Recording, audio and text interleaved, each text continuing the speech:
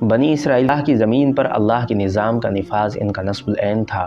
ان کی زندگی سراپا دعوت اسلام تھی۔ ان کی راتیں سجدہ ریزی میں اور دن شاہ سواری میں بسر ہوتے تھے۔ ان کے خلفاء چین سے لے کر فرانس تک کے تاجداروں سے خراج وصول کرتے تھے اور ان کے اخلاق تمام اقوام عالم کے لیے نمونہ عمل تھے۔ ان کی معاشرت، معیشت، تمدن اور تہذیب سے یورپ و افریقہ کے ظلم قدوں میں ارتقاء تموجن پیدا ہوا۔ مشرق و مغرب والوں نے ان سے اصول جہاں دانی سیکھے۔ دنیا کی ہر قوم ان کے آگے سرنگو تھی اور ترقی کے ہر میدان میں ان کی خواہشاچین تھی، مگر آخرکار اسلام کا یہ سنہری دور ختم ہوا اور ان کی رفتار عروج دھیرے دھیرے تنزل کی جانب گامزن ہوئی۔ اللہ اور اس کے رسول صلی اللہ علیہ وسلم سے محبت کی حرارت سرد پڑنے لگی۔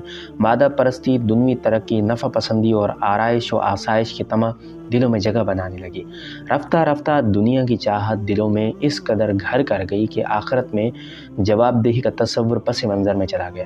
اللہ کی کھلم کھلا نافرمانیوں کا زور ہو گیا، موت سے کراہت محسوس ہونے لگی اور اللہ کے راستے میں سر بکف ہو کر میدانی کارزار میں اترنے والے رجال کارزر روز بروز کم ہوتے گئے، حتیٰ کہ فریضہ جہاد کو تاک نسیان میں رکھ کر امت ہمتاً باہمی اکھاڑ پچھاڑ میں مشغول ہو گئی۔ چھٹی صدی ہجری میں مرکز خلافت کے کمزور پڑنے اور نت نئی خود مختار حکومتوں کی روزمرہ تشکیلات سے امت مسلمہ کے تنزل کی رفتار حد درجے تیز ہو گئی۔ چھٹی صدی ہجری کے آخر تک عالم اسلام انتشار و افتراق کی آخری حدود کو چھو رہا تھا، جبکہ کافر حکمران بڑے کر و فر سے عالم اسلام کو ٹکڑے ٹکڑے کر کے نگلنے کی تیاریاں کر رہے تھے۔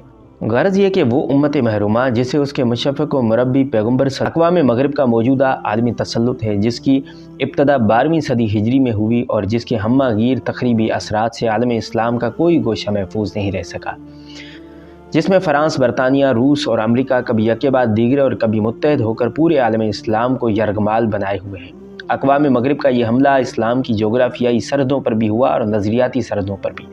بر صغیر سمیت تقریباً سارے اسلامی ممالک ایک طویل عرصے تک ان کے زیر نگی رہے۔ غلامی کی اس منفی تاثیر سے مسلمانوں کی اکثریت اپنے دین، مذہب، اپنے اسلاف کے علمی ورثے، اپنی معاشرت و تہذیب و تمدن اور ثقافت، غرض یہ کہ ہر شے سے لا تعلق ہو کر رہ گئی۔ غیروں کی کش برداری اور ان کی نقالی کو سرمایہ فخر سمجھا جانے لگا۔ غیر مسلم حملہ آوروں کی غلامی کرتے کرتے مسلمان جذبہ حریت اور قومی غیرت سے محروم ہو گئے اور جہاد کا لفظ اور مفہوم ان کے لیے اجنبی بن گیا۔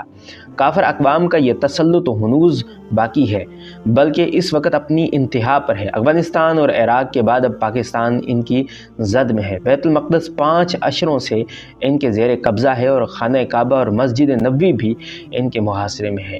انا للہ و انا الیہ راجعون۔